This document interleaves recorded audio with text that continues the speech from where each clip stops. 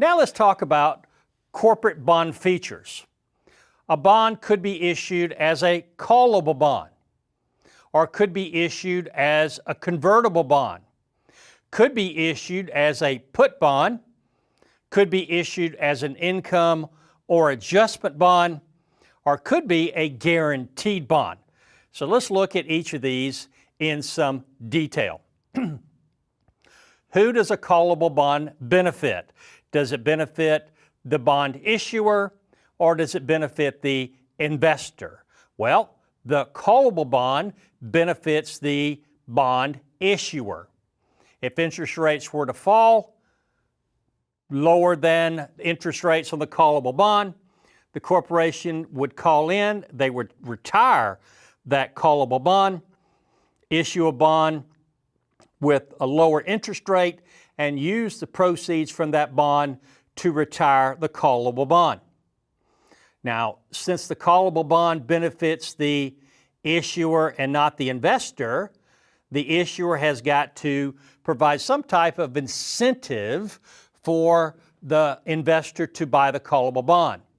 What type of incentive would they provide? Just like on callable preferred. There would be a call protection period. No matter what happens to interest rates, we will not call these bonds in for 5 years, or 6 years, or 7 years, whatever the call protection period is. Another benefit, another incentive to the investor, callable bonds would pay a higher interest rate than non-callable bonds. A convertible bond. A convertible bond could be converted into the issuer's common stock. Convertible bond could be converted into the issuer's common stock. Who would a convertible bond be suitable for? Who would you recommend a convertible bond to? I would recommend a convertible bond to an investor who's looking for what?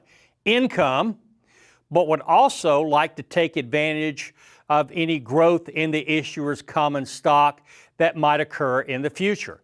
That's who I recommend a convertible bond to. Client who's looking for income, but with a growth opportunity.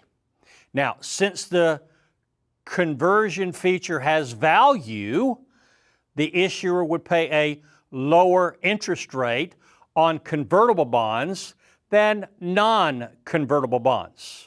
Lower interest rate on convertible bonds than non-convertible bonds.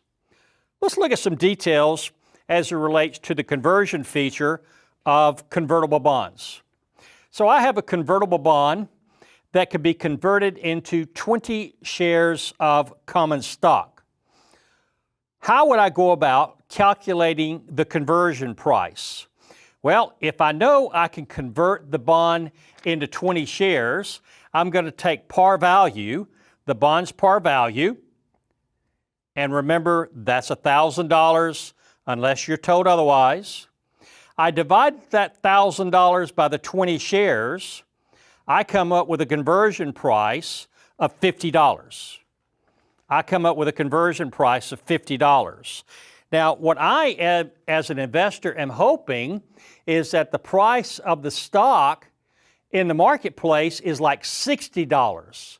So I could convert at 50, acquire the stock for $50, and then turn around and sell it in the marketplace for $60.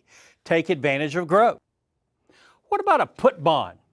A put bond is a bond that has been issued giving the bondholder the opportunity to put the bond back on the issuer at the bondholder's discretion. So this benefits the bondholder, the put bond. If I bought a put bond, and interest rates went up, what would happen to the price of that bond? Well, the price of that bond in the marketplace would go down. I don't want this bond anymore. I would put it back on the issuer and get my money back. Now I can take that money, go out, reinvest it in another bond that would probably be paying a higher rate of return. An income bond, also known as an adjustment bond. These bonds are bonds whose income would only be paid when the issuer could afford to pay the income. Never, ever, ever recommend an income or an adjustment bond to a client for income. Kind of strange, but never do it. Never do it. Guaranteed bonds. These are bonds whose principal and or interest would be guaranteed by a third party. Principal or interest would be guaranteed by a third party. Now, typically we would see these bonds used in some type of spin-off of a parent company's division. So we have a parent company who spins one of their divisions off to a standalone company.